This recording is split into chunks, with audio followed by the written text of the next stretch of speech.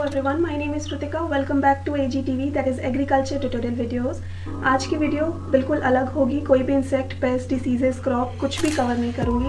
Screen पर देख पा रहे होंगे एक बहुत छोटा टॉपिक है जो बहुत ज़्यादा ईल्ड लॉस लाता है या फिर प्रोडक्शन में कमी ला सकता है. वो है आपने जो भी पौधे लगाए हैं उससे फूल क्यों गिर जाते हैं, कौन कौन से वेरियस रीज़न है, क्या सिर्फ एक दो रीज़न की वजह से हैं या बहुत सारे कोई रीज़न है, उन सबको जानेंगे इस वीडियो में. तो देख लेते हैं क्विक रिव्यू कौन कौन से रीज़न हैं. Pollination, environmental factors, soil fertility, insect pest infestation, diseases, stress and nutrition. इन सभी को डिटेल में कवर करूँगी. ये सभी रीज़न हैं जिनकी वजह से फूल गिर जाते हैं आपके पौधे से, और एक फूल ही हैं जिनकी वजह से फल बनता है और आपको प्रोडक्शन मिल पाता है. तो इन सभी को डिटेल में कवर करूंगी, लास्ट तक ज़रूर देखिएगा. जिन्होंने भी अभी तक AGTV को सब्सक्राइब नहीं किया है प्लीज़ सब्सक्राइब करिए. थोड़ी सी भी इन्फॉर्मेटिव लगती है आपको कोई भी वीडियो तो प्लीज़ लाइक और शेयर ज़रूर करिएगा. चलिए स्टार्ट करते हैं. फर्स्ट है पॉलिनेशन. पॉलिनेशन के बारे में आप सभी ने सुना होगा, जिसे परागन भी कहा जाता है. पॉलिनेशन में मेल पार्ट से फीमेल पार्ट तक ट्रांसफ़र किया जाता है पॉलन को, जिसकी वजह से फर्टिलाइजेशन होता है और फिर फ्रूट का फॉर्मेशन होता है. ये दो टाइप से हो सकते हैं. पॉलन को ट्रांसफ़र दो टाइप से किया जाता है. एक अबायोटिक होता है, दूसरा बायोटिक होता है. अबायोटिक में पॉलन ट्रांसफ़र या तो हवा की वजह से होगा या तो फिर रेन की वजह से, बारिश की वजह से, पानी की वजह से हो सकता है. बायोटिक में कोई लिविंग पॉलिनेटर्स होते हैं जैसे हम मधुमक्खी को ले सकते हैं, बहुत अच्छी पॉलिनेटर मानी जाती हैं. आपने हमेशा देखा होगा कि आपके जो पौधे हैं, आपने अगर गमले में लगाया है, उन्हें कोई भी वेजिटेबल्स लगाए हैं, कोई भी ऐसे पौधे लगाए हैं जो फूल तो आ रहे हैं लेकिन फ्रूट नहीं बन पा रहा है, अपने खेतों में लगाया है, वो बहुत स्वस्थ हैं, अच्छे से ग्रोथ कर रहे हैं, कोई भी डिसीज़ नहीं है, कोई भी इंसेक्ट पेस्ट के इन्फेस्टेशन नहीं दिख रहा है, फिर भी फूल तो आते हैं लेकिन गिर जाते हैं. ये इसी वजह से, क्योंकि पॉलिनेशन नहीं हो पाता तो वो अबॉर्ट हो जाते हैं, अबॉर्शन हो जाता है, इसीलिए पौधे से जो फूल होते हैं वो गिर जाते हैं. अब इनका मैनेजमेंट करने के लिए हम क्या कर सकते हैं? इनके मैनेजमेंट के लिए हम ऐसे पौधे लगा सकते हैं, ऐसे फूल लगा सकते हैं अपने गमलों के पास. अगर आप फ्लैट्स में रहते हैं, आपने गमलों में कोई वेजिटेबल्स लगाई है या खेतों में कोई वेजिटेबल्स कुछ भी लगाया है आपने, वहाँ पर आप ऐसे फूल लगा सकते हैं, ऐसी फसल लगा सकते हैं जो पॉलिनेटर्स को अट्रैक्ट करती है. जैसे गेंदे बीज को बहुत ज़्यादा अट्रैक्ट करते हैं. आप सरसों लगा सकते हैं, लेवेंडर लगा सकते हैं, ये सब आप लगा सकते हैं. कुछ पौधे ऐसे भी होते हैं, कुछ फसल ऐसी भी होती हैं जो इंसेक्ट पेस्ट के पॉलन के थ्रू पॉलिनेट नहीं हो पाती हैं, उनको हवा की ज़रूरत होती है. जैसे स्वीट कॉर्न ले लें या मेज़ ले लें, इनको हवा की ज़रूरत है पॉलिनेशन के लिए. तो इस बात का ध्यान रखें कि हवा अच्छे से पहुंचती हो. और अगर आपने कोई वेजिटेबल लगाया तो आप हैंड पॉलिनेट भी कर सकते हैं. ध्यान में रखिएगा, जो फूल होते हैं बहुत सेंसिटिव होते हैं, बहुत ज़्यादा, तो आराम से पकड़ के आप ब्रश से उसके पॉलन निकाल के आप फीमेल पार्ट में रख सकते हैं, या तो हैंड पॉलिनेट कर सकते हैं थोड़ा सा टिकल करके. ठीक है, नेक्स्ट देखते हैं.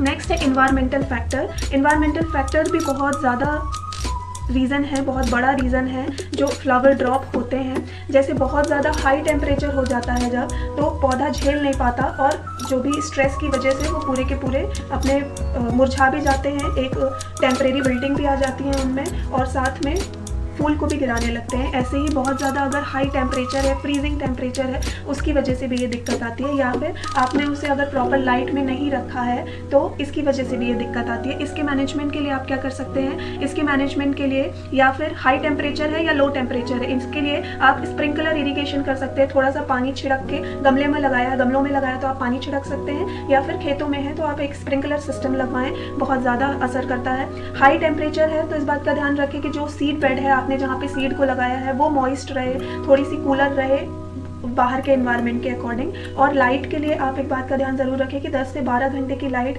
बहुत ज़्यादा ज़रूरी है किसी भी पौधे को. वैसे तो कोई 16 to 18 भी खिंचती है, लेकिन एटलीस्ट 10 to 12 आवर्स लाइट बहुत ज़्यादा ज़रूरी है. तो इन्वायरमेंटल फैक्टर के लिए ये बात को ज़रूर ध्यान रखिएगा. नेक्स्ट देखते हैं. नेक्स्ट है सॉइल फर्टिलिटी.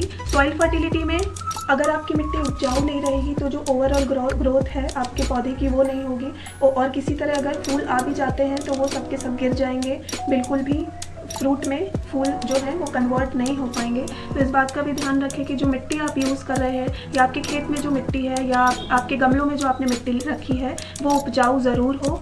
सॉइल फर्टिलिटी को मेंटेन करने के लिए आप क्या कर सकते हैं, गोबर की अच्छी सड़ी हुई खाद आप यूज़ कर सकते हैं। हर साल आप खेत में 2 इंच तक एटलीस्ट गोबर की खाद डलवाएं, जिसकी वजह से ऑर्गेनिक मैटर जो होता है वो बहुत अच्छे से बढ़ता है।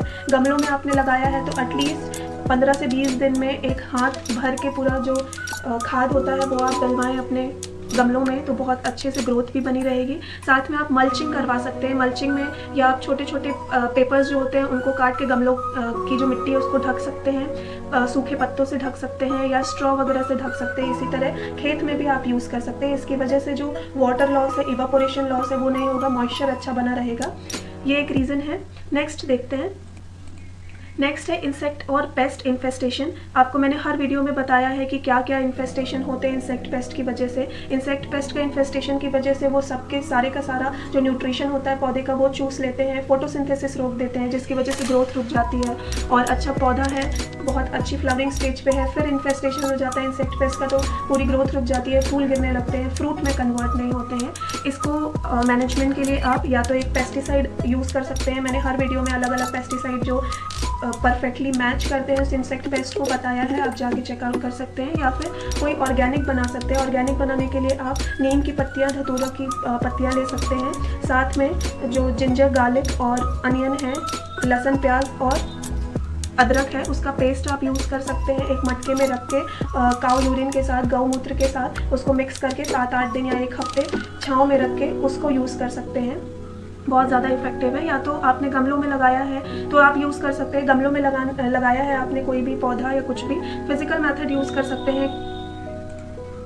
कोई भी इंसेक्ट पेस्ट आपको दिख रहा है तो हाथ से निकाल के फेंक सकते हैं। नेक्स्ट देखते हैं। नेक्स्ट है डिसीजेज़ की वजह से कैसे पौधे से फूल गिर जाते हैं। डिसीजेज़ की वजह से कोई भी डिसीज़ लगती है, डिसीजेज़ बहुत सारी होती हैं। बैक्टीरियल विल्टिंग भी हो सकती है, फंगल इन्फेक्शंस भी हो सकते हैं, जिसकी वजह से येलोइंग हो जाती है पौधे पे। न्यूट्रिशन अपटेक जो होता है पौधे का वो बंद कर देते हैं पौधे, और जो प्लांट की ग्रोथ होती है ओवरऑल वो ख़त्म हो जाती है। तो कोई भी डिसीजेज़ दिख रहे हैं उसको रोके आप उसके मैनेजमेंट के लिए केमिकल्स यूज़ कर सकते हैं। या तो फिर कोई भी पार्ट आपको ऐसा दिख रहा है जो कम इफेक्टेड है, अगर नीचे वाली पत्तियां स्टार्ट हो गई इफेक्ट होना तो उसको आप पत्तियों को तोड़ के फेंक सकते हैं। नीम ऑयल का यूज़ कर सकते हैं। आपको अगर कोई भी फंगल इन्फेक्शन से बचना है तो ड्रेनेज प्रॉपर रखिए, बहुत अच्छे से बहुत सारी बीमारियाँ रुक जाती हैं। आपने अगर खेत में लगाया है तो भी आपने कोई गमला लगाया है तो नीचे छेद अच्छे से बना के रखें और एरेशन के लिए अच्छे से थोड़ी सी आजू बाजू होल करके रखें तो बहुत अच्छे से ड्रेनेज भी बना रहेगा और कोई भी फंगल इन्फेक्शंस तो एटलीस्ट नहीं अटैक करेगा। नेक्स्ट आता है न्यूट्रिशन। अब न्यूट्रिशन नहीं रहेगा पौधे में तो ना तो वो ग्रोथ कर पाएंगे, ना ही अच्छे से फ्लावरिंग दे पाएंगे, ना ही फ्रूटिंग दे पाएंगे।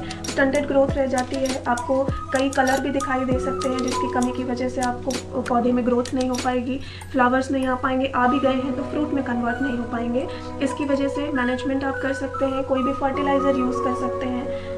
और आपको अगर यूज़ करना है ऑर्गेनिक में तो सीवीड एक्सट्रैक्ट यूज़ कर सकते हैं। सीवीड एक्सट्रैक्ट एक समुद्री शैवाल है जो एक ब्रॉड स्पेक्ट्रम फर्टिलाइज़र जिसे आप कह सकते हैं, जिसमें माइक्रो न्यूट्रिएंट भी अवेलेबल रहेंगे, नाइट्रोजन, पोटाश, फास्फोरस, मैक्रो भी अवेलेबल रहते हैं, जिंक, मैग्नीज, बोरॉन, बहुत सारे ऐसे।